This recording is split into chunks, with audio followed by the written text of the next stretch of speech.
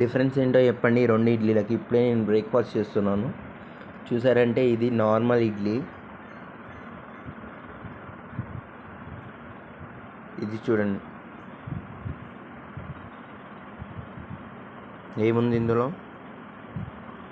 ఇది రాగి idli. So difference చూసారు కదా, రాగి ఇడ్లీ అనేది చాలా హెల్దీ అన్నమాట హెల్త్కి. అలానే నార్మల్ ఇడ్లీ రోజు తింటాం కదా,